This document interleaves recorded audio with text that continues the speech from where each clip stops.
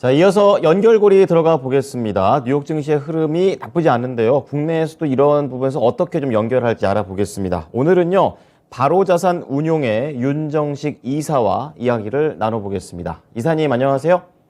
네, 안녕하세요. 네. 자, 그럼 오늘 이사님과 나눠볼 주제부터 공개해 보겠습니다. 오늘의 주제 보여주시죠. 국채금리 안정과 반발 매수가 되겠습니다. 3% 넘겼다가 살짝 밑으로 내려와 있고요. 증시 쪽에서도 반발 매수가 들어오고 있다. 이런 쪽으로 지금 시장에서 얘기가 나오는데 좀 더 자세한 내용 들려주시죠. 네, 이 전일 미국 증시는 우려감으로 시작을 했다가 안정으로 좀 끝났다라고 보시면 되겠습니다. 세계은행이 경제 성장률을 하향 조정을 했죠.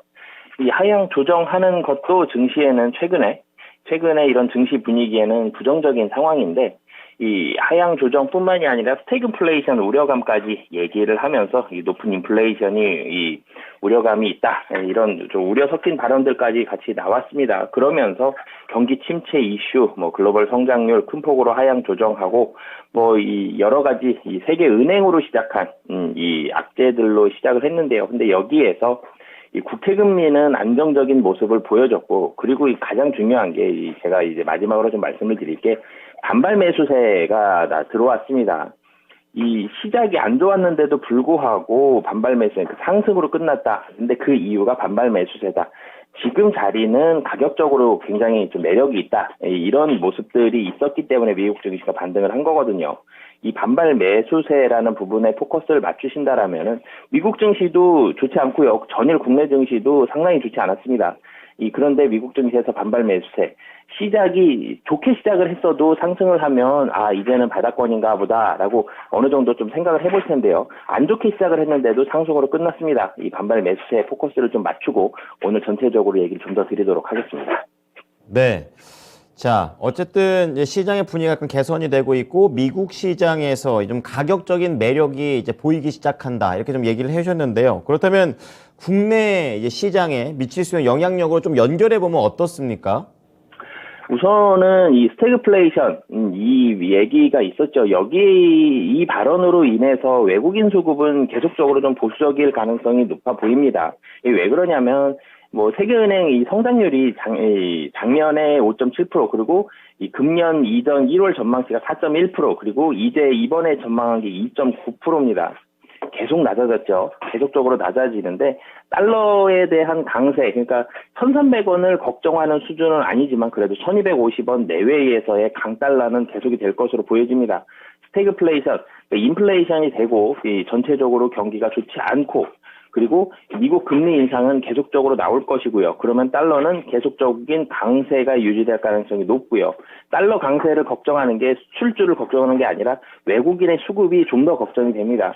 외국인들이 강달러가 지속이 된다라면은 외국인들의 수급은 국내 증시에서는 상당히 보수적일 가능성이 높고요. 최근에 굉장히 큰 대량 매도, 전일에 선물 쪽에서는 좀 매도가 나왔지만 최근에 이 대량 매도가 조금은 줄어들었었는데, 그렇다고 외국인이 매수한다, 확실히 좀 매수한다라고 보기에는 좀 부족한 상황이거든요. 그렇기 때문에 외국인의 수급은 계속적으로 좀 보수적인 입장을 가질 가능성이 높다라고 보시면 되겠고요. 그리고 이 반발 매수세를 다시 좀 말씀을 드리자면은, 반발 매수세라는 게 이 많이 오른 종목 중에서 실적이 굉장히 좋고 모멘텀을 보유했기 때문에 그 종목으로 매수세가 들어갔다, 이게 아니라 많이 떨어졌던 종목들이 이제는 가격적으로 좀 매력도가 발생을 했기 때문에, 가격적인 매력이 발생했기 때문에 이 가격적인 매력에 따라서 수급이 들어와서 매수를 했다는 얘기거든요. 그러니까 그냥 쉽게 얘기 드리면 가격이 좀 싸졌기 때문에 매수했다, 이거거든요. 그렇기 때문에 저가 매수세, 그러니까 가격적인 매력이 높은 종목들 위주로 이 수급적인 유입이 발생할 가능성이 높다라고 보시면 되겠습니다. 네. 자, 지금 환시장적인 측면에서는 아무래도 지금 달러가 강세가 좀 이어지고 있기 때문에 외국인들의 수급 쪽은 아직도 좀 보수적으로 좀 보고 계시는 편이시고요. 그리고 반발 매수와 관련해서 좀 더 세부적으로는 좀 과하게 떨어진 상황, 그러니까 가격이 많이 떨어졌기 때문에 국내에서도 저가 매수와 관련된 쪽으로 좀 더 포인트를 잡아보면서 얘기를 한번 시장 대응을 해보자라고 얘기를 해주셨습니다.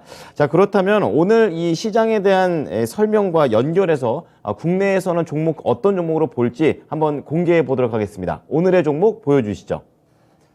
자, 오늘의 종목은요. 그렇습니다. 현대제철로 말씀을 해주셨는데, 자, 우선 이사님, 현대제철 선택을 왜 하신 건가요? 좀 전에 제가 미국 시장 말씀드리면서 뭐 경제 성장률, 스태그플레이션, 국채금리 이런 얘기 드렸었는데 한 가지 조금 더 말씀을 드리면 중국 관련된 중국에 상장된 종목들도 상당히 많이 좀 반등을 했거든요.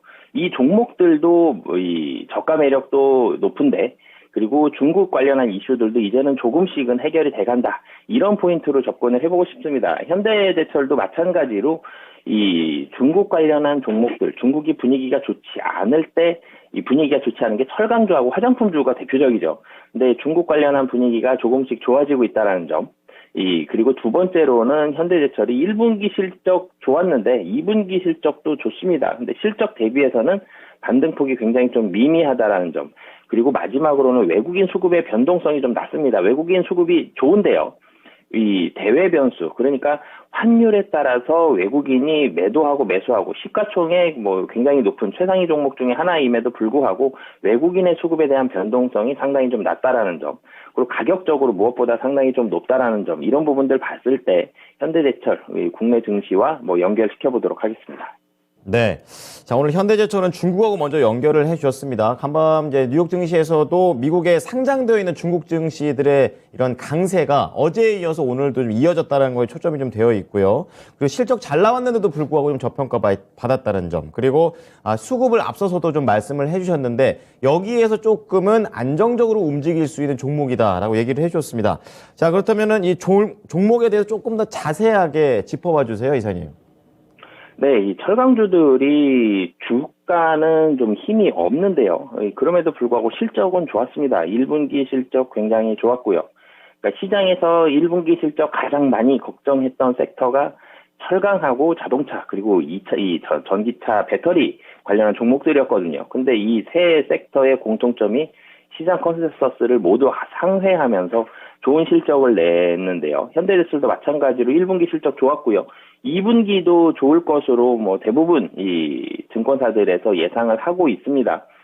그리고 이 주요 고객사라 그러면 현대기아차죠. 이 현대기아차 실적이 굉장히 좋았는데요.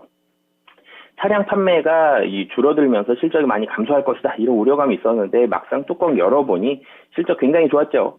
이 실적이 좋았기 때문에 주요 고객사인 현대기아차의 실적이 좋음으로써 차 강판 가격에 대한 협상도 상당히 우호적으로 하반기에도 이루어질 것으로 보여집니다. 차 강판 가격이 좋다라면 현대제철의 실적도 상당히 좋을 것으로 보여지고요. 그리고 무엇보다도 가격적으로 좋습니다. 지금 뭐 PER도 굉장히 낮은 상황이고요. 4배가 채 안 되고요. PBR은 0.3배 수준입니다.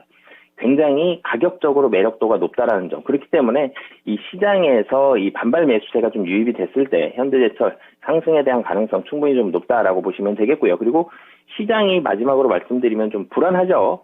굉장히 불안한 상황에서 현대제철 밸류에이션 굉장히 싸고 바닥권에 있기 때문에 이 하락에 대한 가능성, 다운사이드 리스크가 상당히 좀 낮다라는 부분들 포인트로 보시면 좋을 것 같습니다. 네. 자, 최근에 현대제철이 4월쯤에 이제 장중에 4만 거의 5,000원 근처까지 좀 갔다가 이제 그 이후로는 4만 원대 초반에서 약간의 횡보를 살짝 하는 것으로 보이는데요. 그렇다면은 우선 1차적인 목표가는 한 4만 4,000원 정고점 잡아도 되는 겁니까? 어떻습니까? 네, 우선 정고점까지는 사실 부담이 좀 없이 올라갈 수 있을 것으로 보여집니다. 지금 정고점이 44,000원인데요.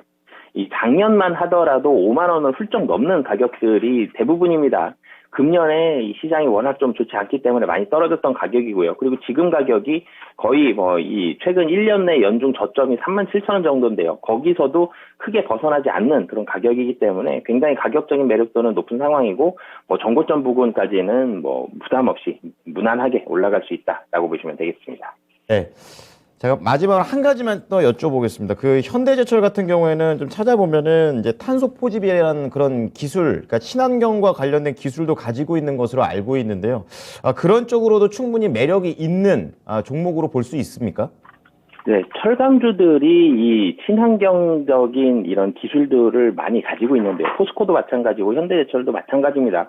이런 부분들은 좀 중장기적으로는 충분히 이 기업 자체의 이 투자 모멘텀이 될 수 있을 것으로 보여지는데요. 하지만 단기적으로 이 시가총액 자체가 워낙 좀 크기 때문에 현대제철도 그렇고 포스코도 그렇고 단기적으로 뭐 테마주 성격으로 뭐 주가가 많이 오른다거나 떨어진다거나 이럴 가능성은 좀 낮아 보이고요. 하지만 이 기술력 자체는 탄소 포집 자체는 굉장히 좋은 기술력이고 철강주들이 보통 많이 가지고 있고 경쟁력을 가지고 있기 때문에 뭐 그런 부분들로는 관심 가지셔도 충분히 좋을 것으로 보여집니다.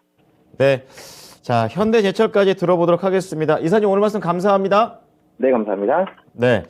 자, 현대제철 지금 뭐 시장의 변동성 속에서 그리고 또 수급에 대한 불안감이 계속 있는데요. 그 가운데 현대제철은 좀 대안이 될 수 있는 쪽을 얘기를 해주셨고요. 또 이 친환경과 관련된 이 탄소 포집으로 봐도 지금 중장기적인 관점에서 좋은 재료를 갖고 있다. 이렇게 얘기를 해주셨습니다.